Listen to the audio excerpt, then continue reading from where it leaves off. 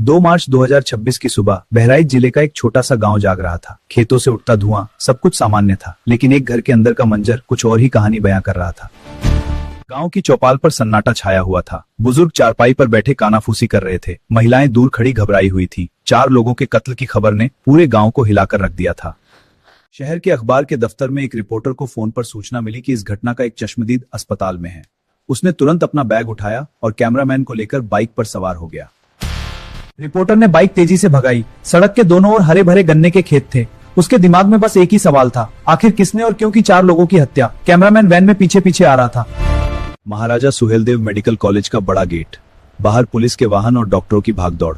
Reporter ने bike खड़ी की और तेजी से अंदर की ओर बढ़ा। कैमरामैन ने कैमरा कंधे पर उठा लिया। रिपोर्टर ने एक स्ट्रेचर वाले को कुछ पैसे दिए और चुपके से अंदर घुस गया। पुलिसकर्मी कहीं और देख रहे थे। गलियारे में लंबी लंबी परछाइयां पड़ रही थी। अस्पताल के बेड पर गुरुदेव पड़ा था। सिर पर पट्टी बंधी थी, चेहरे पर चोट के निशान, आईवी ड्रिप लगी थी। रिपोर्टर पास के स्टूल पर बैठा और माइक निकालकर उसके सामने कर दिया। पीछे खड़े पुलिसकर्मी ने दूसरे सिपाही की तरफ इशारा किया और अपने सिर पर उंगली घुमाकर दिमाग खराब होने का संकेत दिया। गुरुदेव यह देख रहा था, लेकिन उसके चेहरे पर कोई भाव नहीं था। रिपोर्टर ने गुरुदेव से बातचीत शुरू की। गुरुदेव की आंखों में दर्द और डर साफ झलक रहा था। वह धीरे धीरे बोल रहा था, मानो कोई पुराना दर्द याद कर रहा हो। गुरुदेव ने बताया कि कई साल पहले उनके पिता ने 12 बिस्वा जमीन 58,000 रुपए में बेची थी। वह पैसे दोनों भाइयों के हिस्से के थे, लेकिन पिता ने उन्हें एक पैसा भी नहीं दिया। उस जमीन को बेचे हुए कई साल बीत गए थे, लेकिन उसके पैसों को लेकर झगड़ा कभी खत्म नहीं हुआ। निरंकार आए दिन पिता से इसी बात पर लड़ता था। घर में रोज झगड़े होते थे। निरंकार का गुस्सा दिन ब दिन बढ़ता जा रहा था। गुरुदेव ने कहा कि वह इन झगड़ों को सुन सुनकर इतना परेशान हो चुका था कि अब उसे आदत सी हो गई थी। गुरुदेव ने बताया कि उसने तो सब्र कर लिया था, लेकिन उसका छोटा भाई निरंकार इस बात को भूल नहीं पाया। वह रोज पिता, माँ और दादी से झगड़ा करता था। 1 मार्च की रात करीब 12:30 बजे फिर से झगड़ा शुरू हो गया। निरंकार और बदलू राम में जोरदार कहासुनी हो रही थी। बाकी परिवार डरा सहमा देख रहा था। गुरुदेव अपने 10 साल के बेटे को लेकर कमरे में चला गया। बेटा झगड़े की आवाज सुनकर डरा हुआ था। गुरुदेव ने उसे गले लगाया और दोनों सोने की कोशिश करने लगे।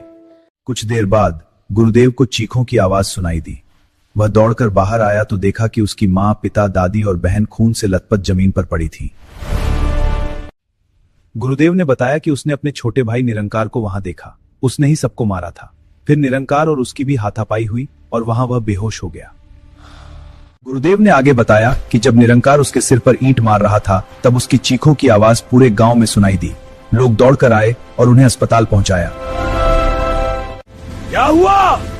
डर लग रहा है। जल्दी चलो। बच्चों को संभालो। भागो, बैठक दो। जब घर का दरवाजा खोला गया तो अंदर का दृश्य देखकर सबके कदम थम गए। फर्श पर पड़े लोगों को देखकर भीड़ घबरा गई और पूरे माहौल में डर फैल गया। दौड़ो, जल्दी चलो। हाँ, सब इकट्ठा हो जाओ। अरे बाबा रे, क्या हुआ? भागो, सबको बुलाओ। डर लग रहा है। दे दीजिए। संजू देवी रसोई के दरवाजे के पास गिरी थी। उनकी हरी साड़ी लाल सनी हुई थी। चांदी की पायलें भी लथपथ थीं। पास में बर्तन बिखरे पड़े थे। बदलू राम आंगन के बीचों बीच पड़ा था। उसका सफेद कुर्ता लाल हो गया था। सिर पर गहरा घाव था। उसकी आंखें खुली हुई थी, मानो कुछ देख रही हो। शीतल देवी चारपाई से नीचे गिरी हुई थी। उनके सफेद बाल बिखरे हुए सने थे। उनके हाथ में अब भी माला बंधी थी। झुर्रीदार चेहरा बिल्कुल शांत था। पार्वती आंगन के कोने में मुंह के बल गिरी थी। उसकी पीली सलवार कमीज खून से तर थी। उसके बाल बिखरे हुए थे और एक बाली जमीन पर गिरी हुई थी। गुरुदेव दीवार के सहारे बेहोश पड़ा था। उसके सिर से खून बह रहा था। सांस धीरे धीरे चल रही थी। उसके शरीर पर कई चोटों के निशान थे। निरंकार खून के ढेर में पड़ा था। उसकी मैली बनियान पूरी तरह लाल हो गई थी। सिर पर कई गहरे घाव थे। उसकी हालत बेहद नाजुक थी। गांव के एक युवक ने घबराई हुई आवाज में पुलिस को फोन किया। उसके हाथ कांप रहे थे। उसने 112 नंबर डायल किया और पूरी घटना बताई। आसपास भीड़ गांव में एक बड़ी घटना हो जाएगा, कृपया जल्दी आइए। कुछ ही मिनटों में पुलिस की गाड़ियां गांव की कच्ची सड़क पर आ धमकी। सायरन बज रहा था, धूल उड़ रही थी। गाड़ियों में अधिकारी गंभीर चेहरे लिए बैठे थे। पुलिस के कई वाहन घर के बाहर रुके। राम नरेश रावत और शिवेश शुक्ला तेजी से उतरे। उन्होंने चारों तरफ नजर दौड़ाई और फोर्स को निर्देश देने लगे। एसपी आरएन सिंह भी मौके पर पहुंच गए। उनके सफेद यूनिफॉर्म पर सितारे चमक रहे थे। उनके चेहरे पर गुस्सा और संजीदगी दोनों साफ झलक रही थी। वह अंदर दाखिल हुए। पुलिस अधिकारियों ने घर का बारीकी से निरीक्षण शुरू किया। हर चीज को गौर से देखा गया। एक सिपाही नोट बना रहा था, दूसरा फोटो खींच रहा था। एम्बुलेंस के पास घायलों को स्ट्रेचर पर लिटाया जा रहा था। पहले निरंकार को उठाया गया, फिर गुरुदेव को। पैरामेडिक्स ने आईवी चढ़ाया। भीड़ दूर खड़ी देख रही थी। सीएचसी चरदा के बाहर एम्बुलेंस रुकी। डॉक्टर और नर्स दौड़कर आए। स्ट्रेचर उतारे गए। इमरजेंसी वार्ड के दरवाजे खुले और घायलों को अंदर ले जाया गया। डॉक्टरों ने मरीजों की जांच शुरू की। स्टेथोस्कोप लगाया, नाड़ी देखी। एक डॉक्टर ने मरीज के घाव को गौर से देखा और फिर सिर हिला दिया। नर्स उपकरण दे रही थी। डॉक्टर मरीजों के पास से उठा। उसने पुलिस अधिकारी की तरफ देखा और धीरे से सिर हिला दिया। 4 लोगों की मौत हो चुकी थी। पुलिस अधिकारी का चेहरा गंभीर हो गया। डॉक्टर ने फैसला किया कि निरंकार को लखनऊ ट्रॉमा सेंटर रेफर किया जाए। उसे एम्बुलेंस में लिटाया गया। सायरन बजा और एम्बुलेंस तेजी से रात के अंधेरे में निकल गई। गुरुदेव के घावों पर पट्टी बांधी जा रही थी। वह होश में था। दूसरे बेड पर निरंकार बेहोश पड़ा था। उसके सिर पर बड़ी पट्टी बांधी गई। मॉनिटर पर धड़कनें तेज थी। अस्पताल में पुलिस अधिकारी ने गुरुदेव से पूछताछ शुरू की। गुरुदेव बेड पर बैठा था, चेहरे पर दर्द था। वह धीरे धीरे पूरी घटना बता रहा था। पुलिस अधिकारी नोट्स बना रहा था। गुरुदेव ने जमीन के पैसों का पूरा विवरण दिया। 12 बिस्वा जमीन, 58,000 रुपए। उसने बताया कि यही झगड़े की जड़ थी। पुलिस अधिकारी गौर से सुन रहा था।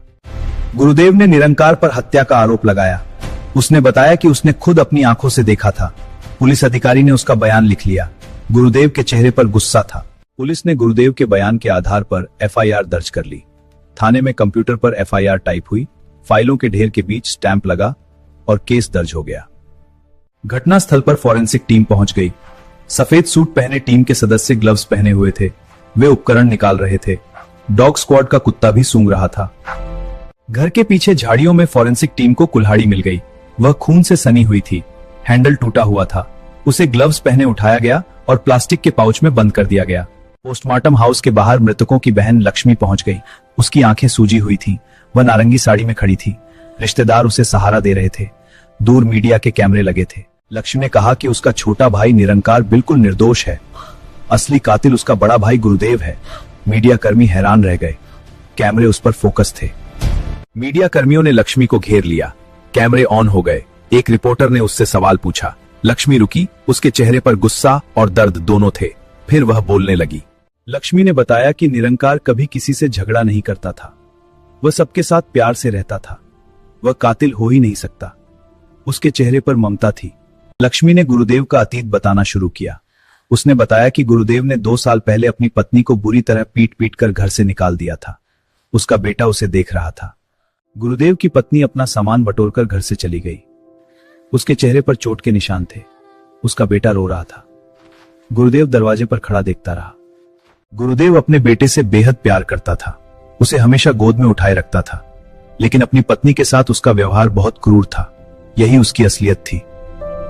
निरंकार की पत्नी भी 2 साल पहले बिना किसी कारण के घर छोड़कर चली गई थी। लक्ष्मी ने बताया कि यह सब गुरुदेव की साजिश थी। निरंकार उदास था लेकिन कुछ नहीं कर सका। मीडिया कर्मियों ने लक्ष्मी से सवाल पूछा कि उस रात बच्चे ने क्या देखा। लक्ष्मी ने कहा कि पुलिस उससे पूछताछ करेगी। वह बच्चा ही सच बता सकता है। लक्ष्मी ने बताया कि यह सब सारी संपत्ति हड़पने की साजिश थी। गुरुदेव ने सब कुछ किया और फिर निरंकार पर इल्जाम लगा दिया। उसकी आंखों में गुस्सा था। लक्ष्मी ने बताया कि उसकी बहन पार्वती एक दिन पहले ही घर आई थी। वह 2 मार्च को एक धार्मिक कार्यक्रम में शामिल होने वाली थी। उसे नहीं पता था कि यह उसकी आखिरी रात होगी। कैलेंडर पर 2 मार्च का दिन गोला लगा हुआ था। पार्वती का बैग पास में रखा था। वह तैयार हो रही थी। उसे नहीं पता था कि उसकी मंजिल कुछ और ही थी। सबसे बड़ा सवाल यह था कि जब कुल्हाड़ी से 4 लोगों की हत्या हुई तो कोई आवाज क्यों नहीं सुनाई दी, और जब गुरुदेव के सिर पर ईंट लगी तो उसकी आवाज पूरे गांव में क्यों सुनाई दी। पुलिस स्टेशन में अधिकारियों की मीटिंग चल रही थी। बोर्ड पर केस के चार्ट लगे थे। राम नरेश रावत कुछ समझा रहे थे। सब गंभीर थे। फाइलें खुली थी।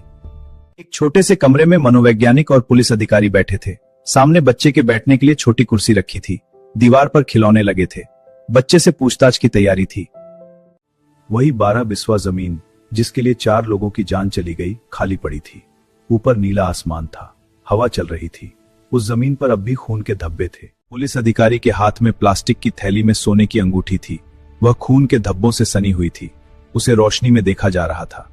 यही वह अंगूठी थी जिसके लिए हत्या हुई। शाम का समय था। गांव के ऊपर लाल सूरज डूब रहा था। उस घर के बाहर पीली पुलिस टेप लगी थी। अंदर अंधेरा था। गांव के लोग दूर खड़े देख रहे थे। सब सच का इंतजार कर रहे थे।